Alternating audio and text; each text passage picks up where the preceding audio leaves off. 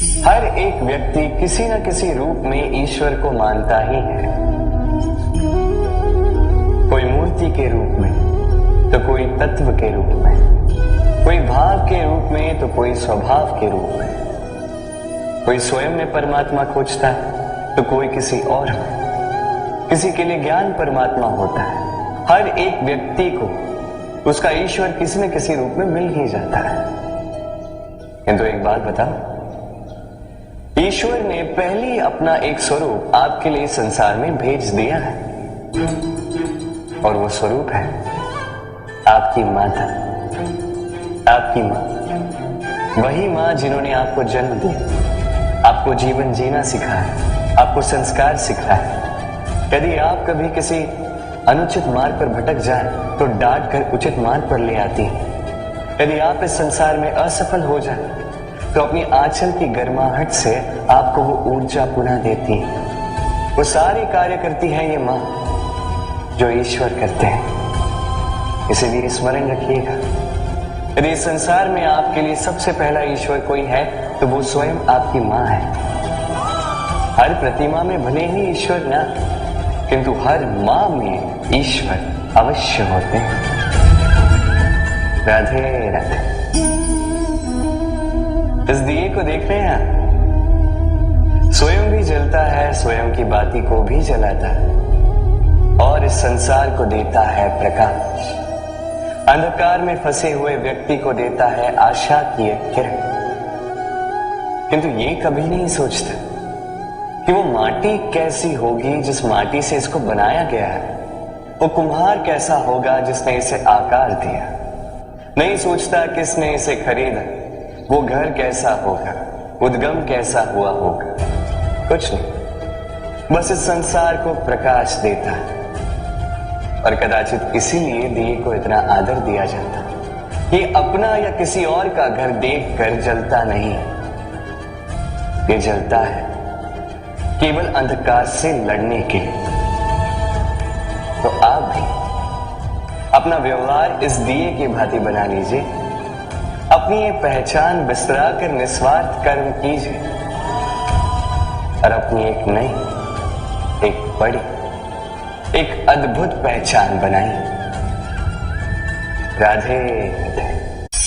हमें कहीं भी पहुंचने के लिए एक माध्यम की आवश्यकता होती है। अब कुछ इस माध्यम को मार्ग कहते हैं, कुछ पथ कहते हैं, तो कुछ कहते हैं सड़क। मनुष्य सदैव अपने लक्ष्य तक पहुंचने के लिए इसी मार्ग की खोज में रहता है। किंतु मनुष्य एक बात समझ नहीं पाता कि इस मार्ग में आगे बढ़ने के लिए इस मार्ग को पीछे ढकेलना भी आवश्यक है। यदि ये करने की क्षमता आप में नहीं है तो आपका मार्ग कभी आपको लक्ष्य तक नहीं पहुंचा सकता। दूसरी बात,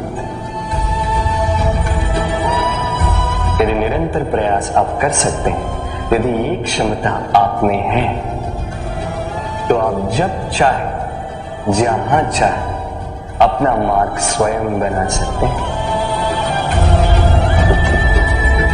राधे राधे। उपहार का कोई मोल नहीं, किंतु उपहार देने पर उसका हृदय, उसके हृदय की शुद्धता, उसके हृदय में जो प्रेम,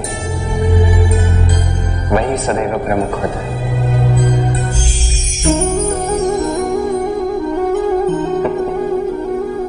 समय, ये समय न व्यक्ति है, न जीव, न वस्तु, फिर भी जीवित रहता है।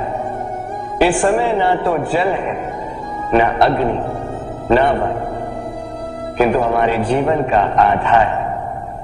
देखा जाए तो मनुष्य इसी समय के हाथों में खेलता है।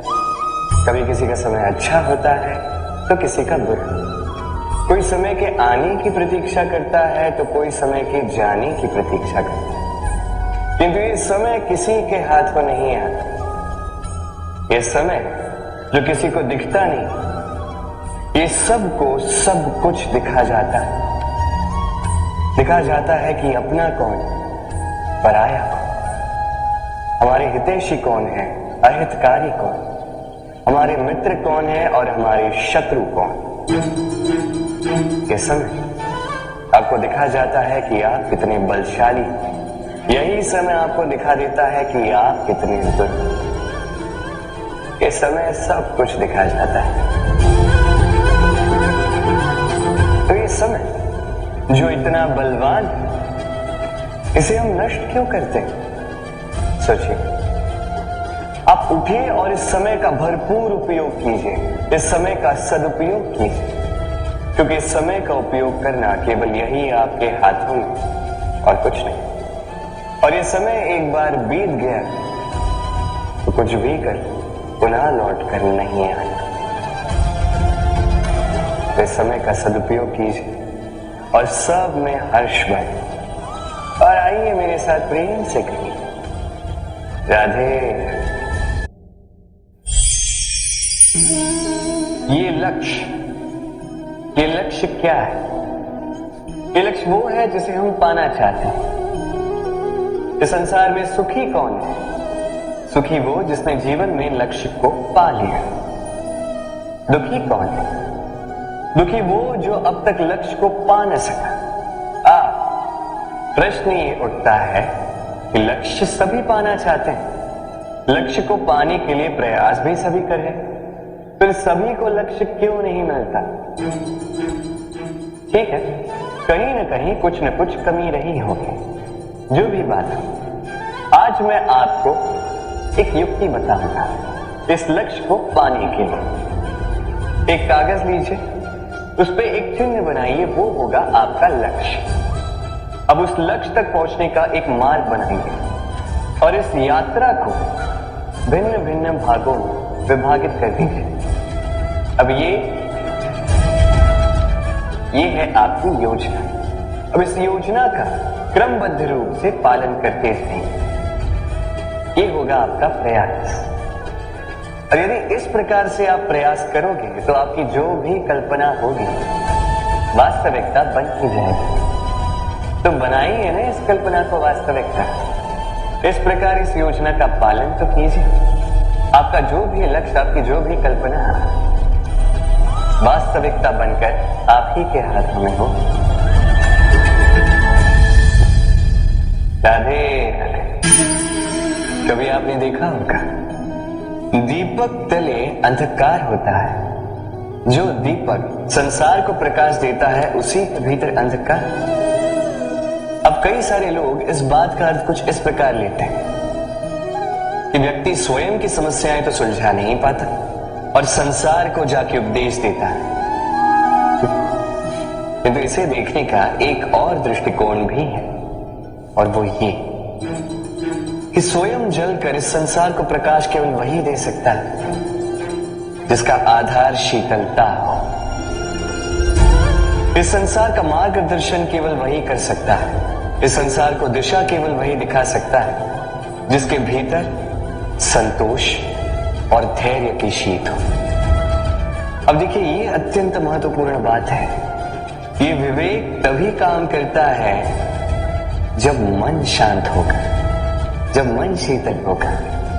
इसलिए यदि आप इस जीवन में कुछ बड़ा कार्य करना चाहते हैं तो सर्वप्रथम अपने इस मन को, इस हृदय को, इस विवेक को, इस आधार को, इस तल को शीतल रखना सीखिए। धैर्य रखिए। संसार में ऐसा कुछ भी नहीं जो आप ना कर पाओ। राधे राधे।